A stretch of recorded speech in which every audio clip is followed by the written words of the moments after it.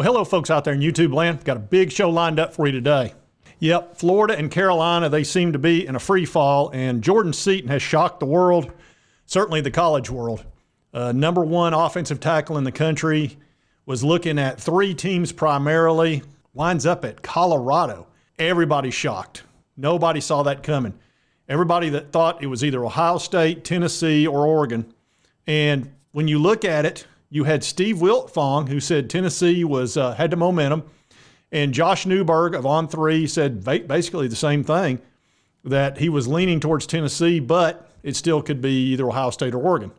Nobody had Colorado on the radar. That team wasn't even in their final five. So Seaton really shocked everybody, and even the way he announced it, he didn't even put a timeout to the very last second and wound up at 11 a.m. So it was just the whole day was odd when it came to Jordan Seaton. But anyway, he's going to Colorado. He's going to sign with Deion Sanders, it appears. There is talk that, who knows, maybe he'll flip between now and the 20th. But I kind of doubt it. You're not going to go to all that trouble, fly out to L.A., and then pull that little move. So anyway, very disappointing. I couldn't be more shocked, honestly. If I woke up tomorrow with my head sewn to the carpet, I wouldn't be more surprised than I am right now. It's rare when something like that happens. It just is. That's pretty much what everybody's talking about when it comes to recruiting right now, is the Jordan Seaton thing. It's all over Twitter. Everybody's discussing it. And I am surprised because Colorado has been trending really backwards. They started out winning their first three games, and they won their sixth game. They were 4-2, and then they lost their last six and wound up 4-8. But the bloom was off the rose, so to speak, with Colorado. But Deion's, he is a very enigmatic person. And I remember him, of course, playing for the Braves when he was played center field, and we went from worst to first. So I've always got fond memories of Deion. I know he's not everybody's favorite, but I always liked him. And he's out there doing the best he can for Colorado. That's a tough job to turn around. They were 1-11 in 2022, 4-8 this year. So he did make an improvement, even though he lost his last six and, 8 of the last 9. So anyway, we'll see how this plays out. It's just hard to say.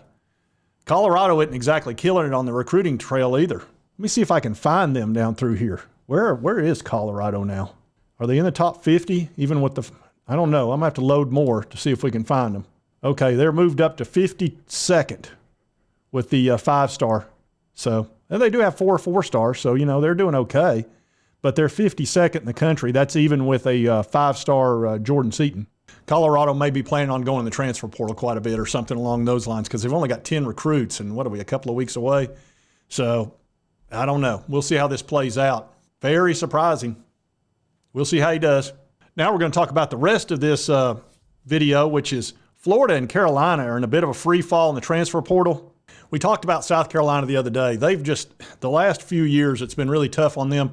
They lost Marshawn Lloyd last year and also Jaheim Bell, which were 2 of their best players. And this year, the same thing's happening to them. They've lost Juice Wells, who's already in the portal. And also today, they lost Mario Anderson, their starting running back, which they can't seem to keep a running back. I've never seen anything to equal that. I don't get it. Why can't they keep a running back? It's very, very odd to me. This is fine. I'm okay with the events that are unfolding currently. I guess it's just about NIL is the only thing I can figure, or maybe they're not happy with the direction of the team. They finished, 5-7, and Shane Beamer is obviously struggling.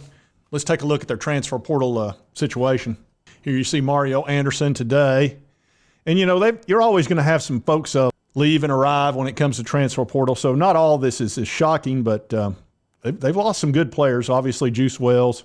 Here's a high 4-star, Xavier McLeod, a D lineman, Donovan Westmoreland, a linebacker, and so on and so forth.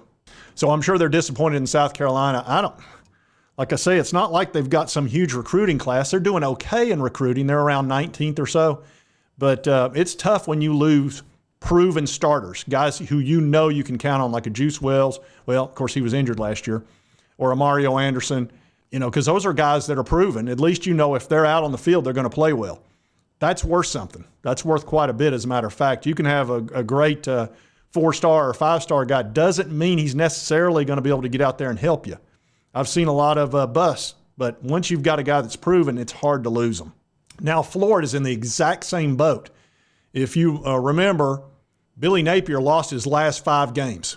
He was 5-2 and wound up being 5-7. Couldn't win a game coming in, and the Arkansas loss was just brutal.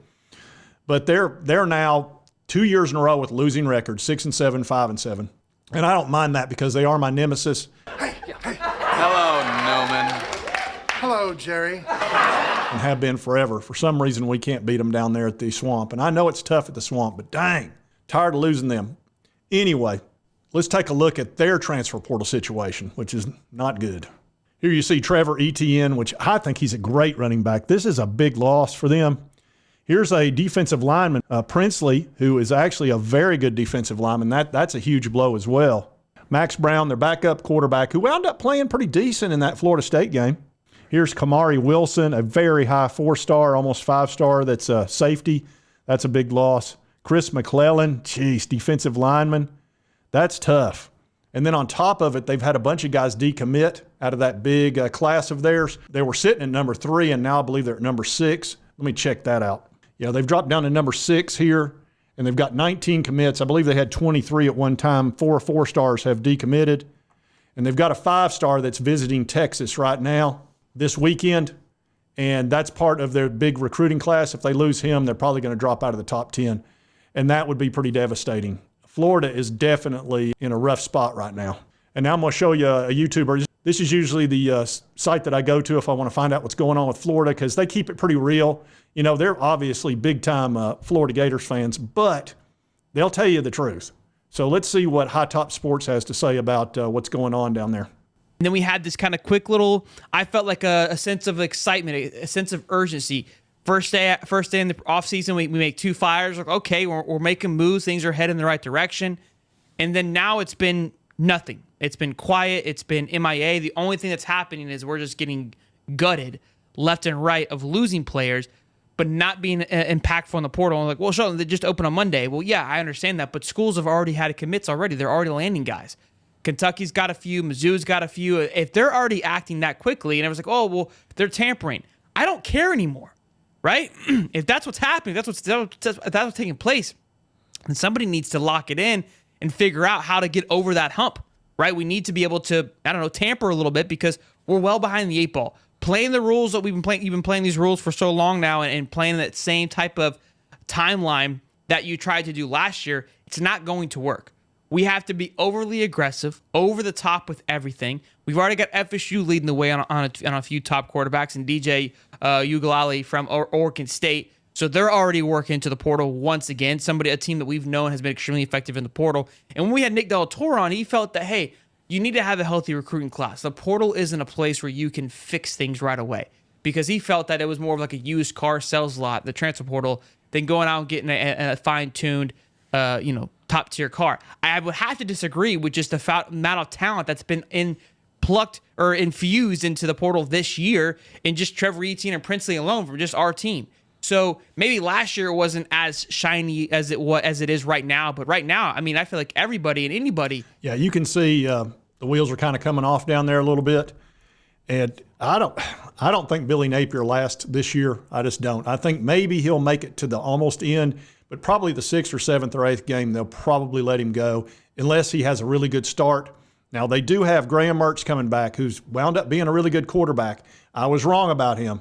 Wrong. He was terrible at Wisconsin, but he was a big-time recruit, and he's played well for Billy and had a good completion ratio and played with some real moxie. So they do have that, but losing TREVOR, ETN, losing that big defensive lineman, and all these 4-star big-time defensive players decommitting and going to Texas and places like that, that's really rough. So I don't see Billy Napier making it past this year. I'll be surprised. Shane Beamer might, because they may not want to pay him off, but it's going to be tough at both those schools given the amount of talent that's just walking away.